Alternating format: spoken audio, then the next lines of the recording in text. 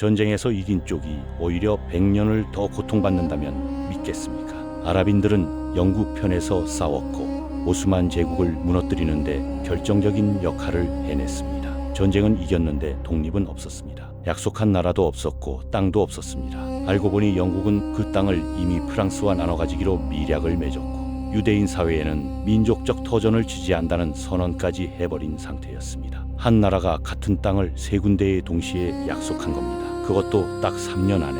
이게 외교입니까? 아니면 세계사에서 가장 뻔뻔한 이중 계약, 아니 삼중 외교입니까? 세계 지도를 통째로 바꿔버린 그 약속들의 실체, 지금부터 하나씩 직접 파헤쳐 보겠습니다.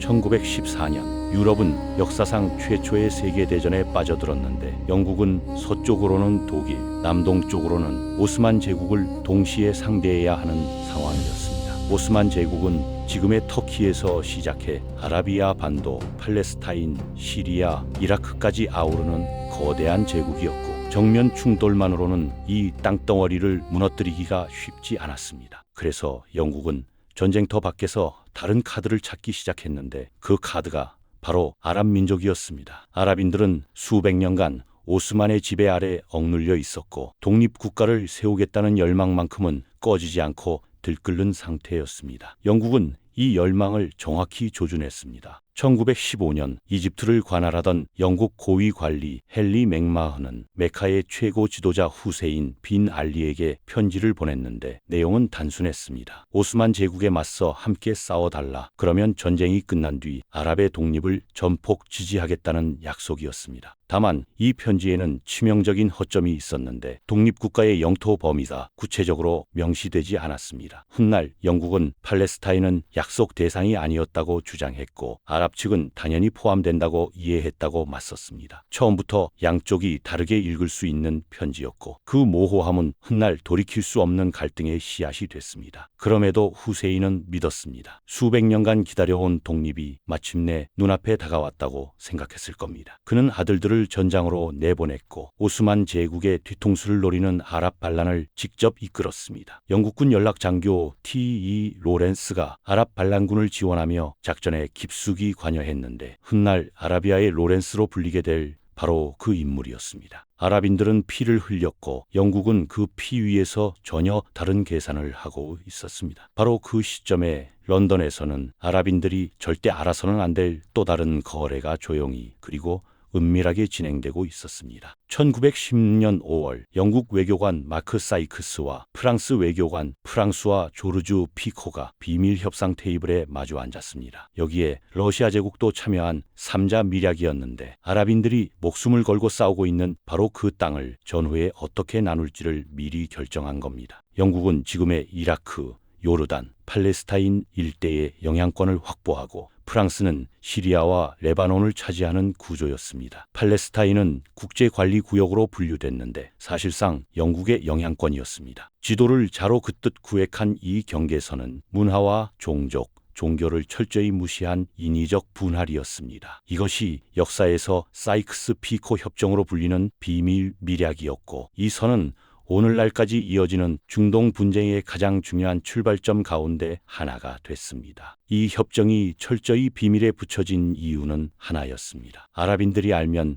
반란을 멈출 테니까요. 후세인과 그의 아들들이 오스만 제국과 싸우며 피를 흘리는 바로 그 순간 영국과 프랑스는 전후 그 땅의 주인을 자기들 손으로 미리 정해버린 겁니다. 그런데 이 비밀이 드러난 건 전혀 뜻밖의 경로를 통해서였습니다. 1917년 러시아에서 볼셰비키 혁명이 일어났는데 새롭게 권력을 잡은 볼셰비키가 러시아 외교 문서를 뒤지다 이 협정을 발견했습니다. 그들은 제국주의 열강의 미략을 폭로하겠다며 협정 내용을 프라우다와 이즈베스티아 등 신문에 그대로 공개해버렸습니다. 함께 싸운 동료에게 뒤통수를 맞은 것도 모자라 그 내용이 신문 일면에 실린 겁니다. 이 소식을 들은 아랍 반란군 지도자들의 충격이 어느 정도였을지는 짐작조차 하기 어렵습니다. 그런데 여기서 끝이 아니었습니다. 두 번의 상충하는 약속만으로는 부족했는지 영국은 이미 두 방향으로 약속해버린 그 땅을 두고 완전히 다른 세 번째 상대에게 또 다른 선언을 건네려 하고 있었습니다. 1917년 영국 내각은 전쟁 자금과 국제 여론 확보가 절실한 상황이었는데 특히 미국의 참전을 이끌어내기 위해 유대인 사회의 지지가 필요했습니다. 당시 유럽과 미국에는 팔레스타인에 유대인 터전을 세우자는 시오니즘 운동이 거세게 퍼져 있었고 영국은 이 흐름을 전략적으로 활용하기로 했습니다. 1917년 11월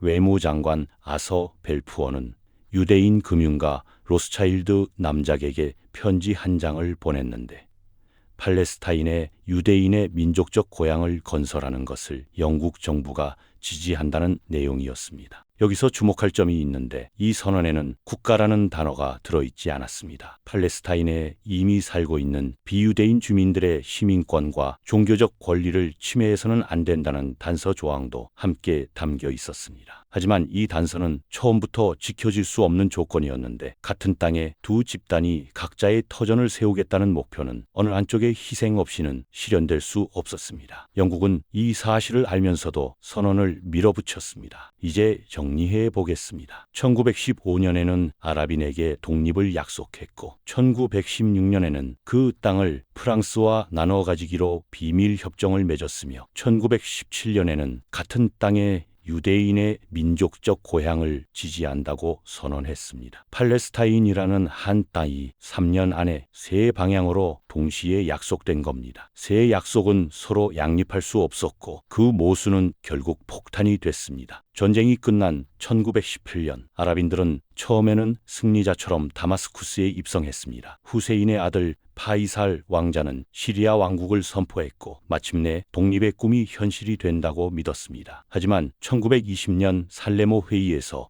유럽 열강이 내린 결정은 냉혹했습니다. 시리아는 프랑스 위잠 통치령, 이라크와 팔레스타인은 영국 위임 통치령으로 결정됐고 파이살의 시리아 왕국은 불과 몇 달 만에 프랑스군의 개입으로 강제 해산됐습니다. 아라비아의 로렌스조차 배신감을 감추지 못했습니다. 그는 훗날 회고록에서 아랍인들에게 약속을 지켜주지 못한 것에 대한 죄책감을 토로했는데 정작 그 상충하는 약속들을 설계한 건 런던의 외교관들이었고 로렌스 자신도 사이크스 협정의 전모를 전쟁 중에는 알지 못했을 가능성이 높다는 게 역사학자들의 분석입니다. 팔레스타인에서도 상황은 걷잡을 수 없이 엉켜갔습니다. 영국은 벨푸어 선언 이후 유대인 이민을 꾸준히 허용했는데 수천 년간 그 땅에서 살아온 아랍 주민들의 반발은 점점 더 거세지고 있었습니다. 영국은 어느 쪽도 만족시키지 못하는 줄타기를 수십 년간 이어갔고 유대인에게는 이민을 제한한다고 비난받았으며 아랍인에게는 유대인 이민을 허용한다고 원성을 샀습니다. 영국의 전략적 약속들이 처음부터 상충할 수밖에 없는 구조였고 그 모순의 대가는 그 땅에서 살아가는 두 민족이 고스란히 치렀습니다. 결국 영국은 1948년 팔레스타인에서 손을 뗐습니다. 유엔 분하란이 합의에 이르지 못하자 사실상 명확한 해결책 없이 위임 통치를 종료하고 철수한 겁니다. 영국군이 마지막 짐을 싸서 배에 오르는 날 팔레스타인에서는 즉각 전쟁이 터졌습니다. 이스라엘이 독립을 선포하자 이집트,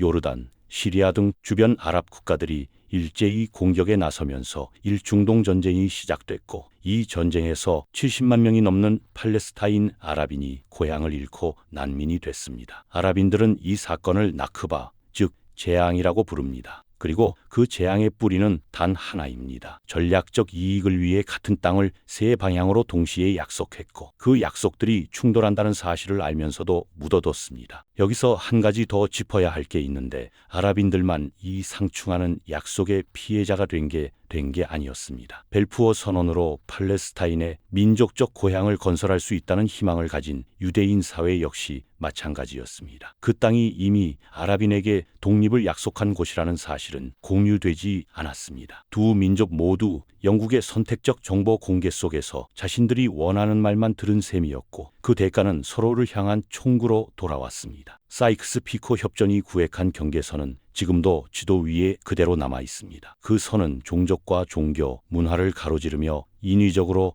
나라를 갈라놓았는데 이 경계선이 오늘날 이라크, 시리아, 레바논, 요르단의 분쟁 지형과 정확히 겹칩니다. 중동에서 100년 넘게 분쟁이 끊이지 않는 이유를 꼽으라면 많은 역사학자들이 주저없이 이 지도를 가리킵니다. 오늘날 가자지구와 요르단강 서안에서 벌어지는 충돌, 레바논의 불안, 이라크의 종파 갈등, 이 모든 것의 밑바닥을 파고 들어가면 결국 같은 출발점에 닿습니다. 100년 전 런던의 밀실에서 작성된 편지 2장과 비밀 협정 하나가 수백만 명의 삶을 갈라놓았고 그 균열은 지금 이 순간에도 피를 흘리고 있습니다. 결과적으로 보면 영국의 전략적 약속들은 처음부터 상충할 수밖에 없는 구조였습니다. 적어도 영국은 서로 다른 약속들이 충돌할 수 있다는 점을 인지하고 있었다고 보는 시각이 많습니다. 그러면서도 세 방향으로 동시에 약속을 건넸는데 제국의 이익 앞에서 타 민족의 미래는 거래의 대상이 됐고 그 청구서는 다른 누군가가 영원히 치르게 됐습니다. 중동처럼 복잡한 이중 약속이 3년이라는 짧은 시간 안에 체결되고 그 후폭풍이 100년을 훌쩍 넘어 지금 이 순간까지도 이어지는 사례는 세계 역사 어디서도 찾기 어렵습니다. 중동 분쟁의 뿌리를 이해하려면 반드시 이 세 장의 문서로 돌아가야 합니다.